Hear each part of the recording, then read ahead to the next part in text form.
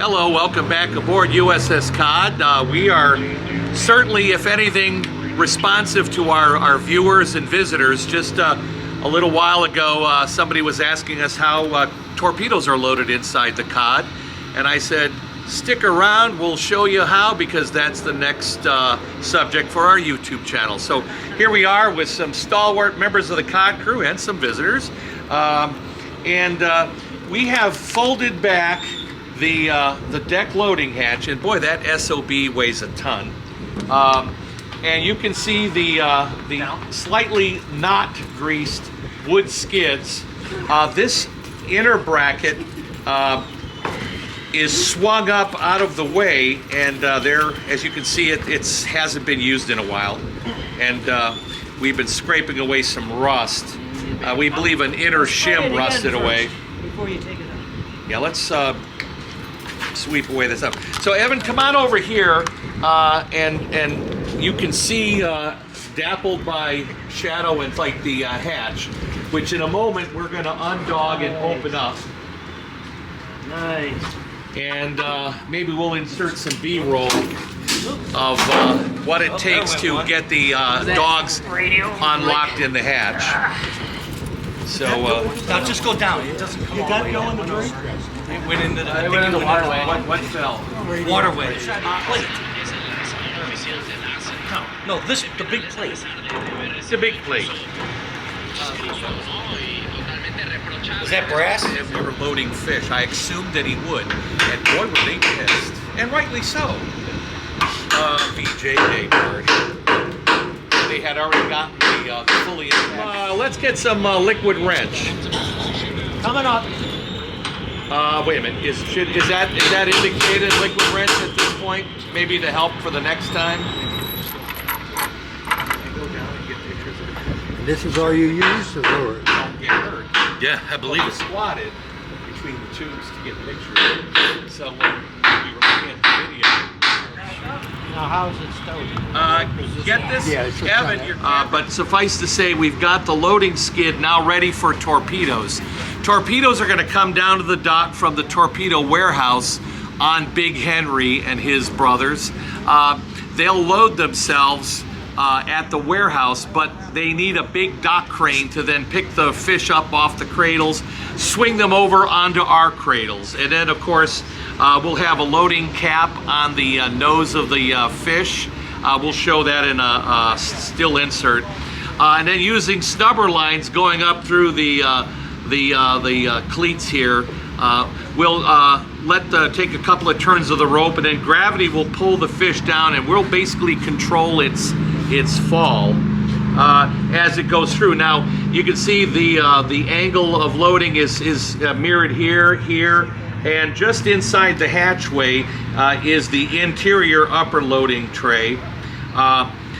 Between the shelf here and the upper loading tray, you're going to see a white brace that is swung out of the way for loading fish.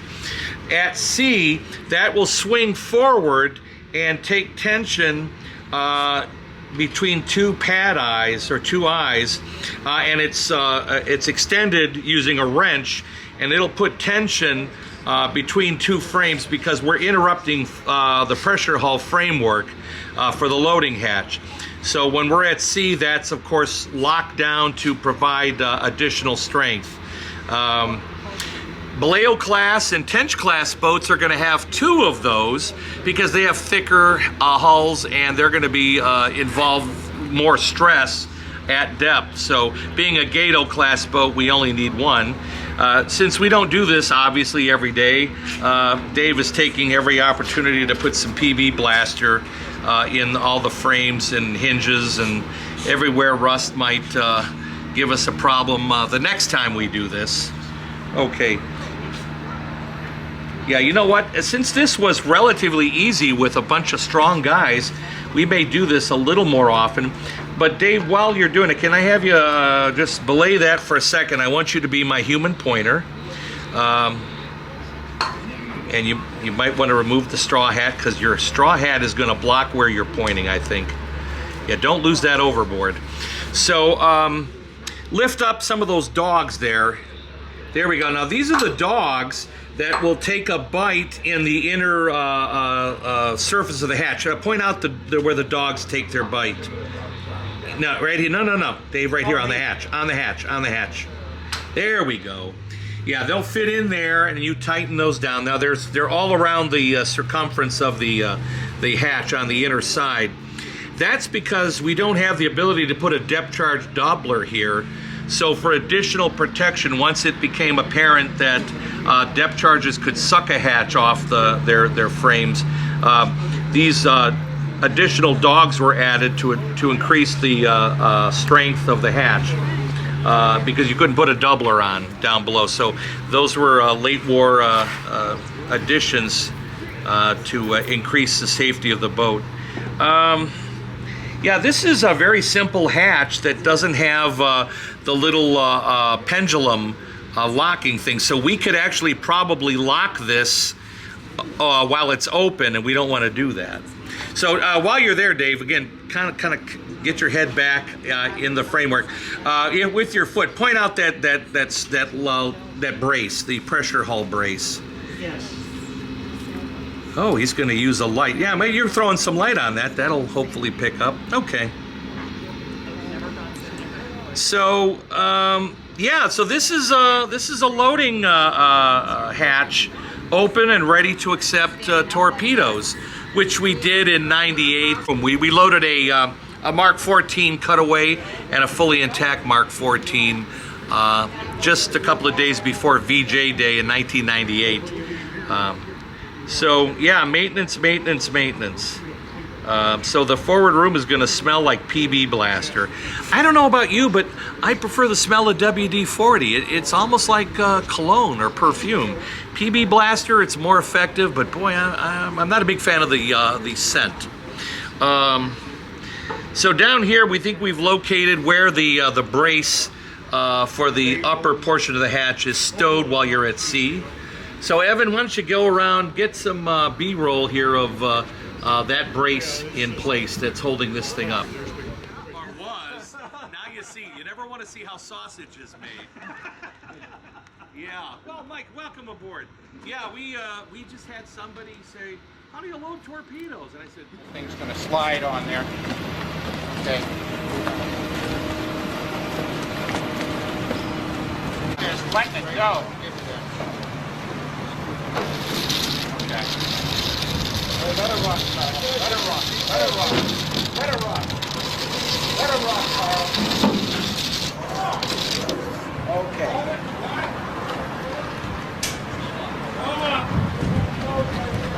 Okay. Keep going. Let her go. Let me know when the nose gets to the front of the skid. Easy.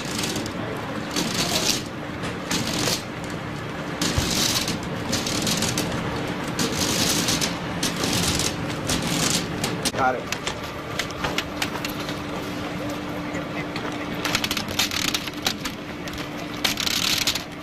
Let me know when. Okay, tie it off. All right. Now let's go ahead and put the safety strap on.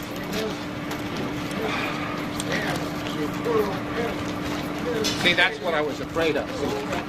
That's what we got left. That's nothing to be afraid of. Well, it would have been if the end would have been down here. No. Charlie wouldn't have said make it 100 feet. Charlie. all right, here we are back down in the forward torpedo room with our visitor, Molly from Chicago. Molly, you're going to help us load a torpedo, right? They're 3,000 pounds, one of these, and we need somebody basically down here kind of with a catcher's mitt. If it slides uncontrollably, you're going to jump in front of it and catch it, right? Okay. You agreed to do that, right? Okay. All right, well, this is why we like kids. They aren't smart, but they are willing. Good. Now, anyway, so if we look up here, this is the penthouse or the presidential suite. Now, normally for loading torpedoes, this is stowed way the heck out of the way. But you can see the upper tray, the inner tray, that's the upper tray in the room here, which is normally hanging down. It is locked up in the way. And we talked about the pressure brace between the framing. but we're not, yeah, so that's up there too. So once this bunk is out of the way, we will put the loading beams across these things right here. Here, Molly from Chicago, I'm gonna swing this around and we're gonna move that. And it'll, hold the iron, please. Yeah, do you do the ironing for Mom at home? No, we don't iron our clothes. You know what? I was gonna say. All right, so I'm not gonna completely set this, but this is a vital item for loading the fish. So these beams are locked across the ways. Then we can unlock the tray, the empty tray, swing that into the center line, and then we're gonna hoist it up with our chain falls. And there are 2 loading straps that are gonna bite into these ear tabs and lock it so that it mirrors the angle of the trays up there, so then we can use our snubber lines and bring the fish in. So I think we probably want to stow this again. Molly stole that across the thing. By the way, future submariner, you do want to be on a submarine, right? Sure. At sea for 80 days with a bunch of guys that are well paid and... No. Okay, never mind. All right, so... That's weird. The loading hatch is open. Let's come up and look at some of the hardware. Right between Chris's butt and the bunk here. This is one of the torpedo loading caps. This is obviously put on the nose, and there's a little, I guess you kids today, Molly, you're a kid, right? Yeah. You guys put these things through your nose, right? What are they called, gauges? You don't have any piercings? Okay. But they are called gauges. Yeah, they're called gauges. And I'm going to hold this one up here and hopefully not break anybody's arms. Oh, no.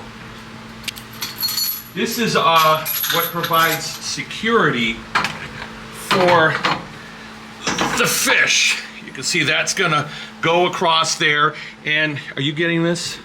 You can't possibly be getting this. Evan's good, but he's not that good. Okay, someone has bent our lock, but you see the locking pin goes through the bull nose here. But anyway, so that's what's going to be on the nose of the fish, and this is where your 2 snubber lines attach that allow you to control the descent of the fish as it comes into the room. And controlling the fish is so important, isn't that, Molly? Because it's Molly's job to catch the torpedo with her catcher's mitt, which doesn't really involve. We'll give you this rag, okay? You can hold that rag to catch the 3,000-pound torpedo if it gets out of control. So, suffice to say, the first 6 fish go directly in the tubes. 10 reloads, 2 below the deck where Molly and her parents are standing, and 4 on either side.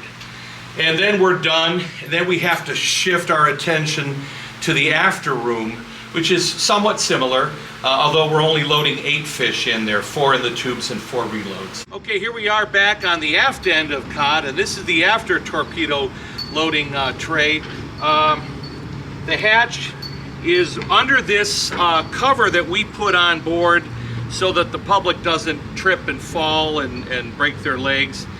So this is a little safety cowling, but suffice to say the hatch is right below this, roughly at a 45-degree angle. This entire metal tray will fold back like the one up forward.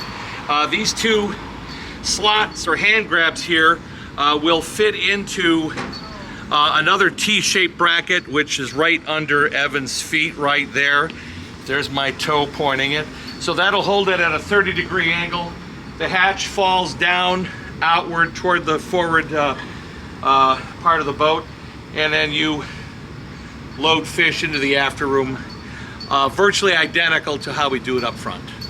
So there you have it.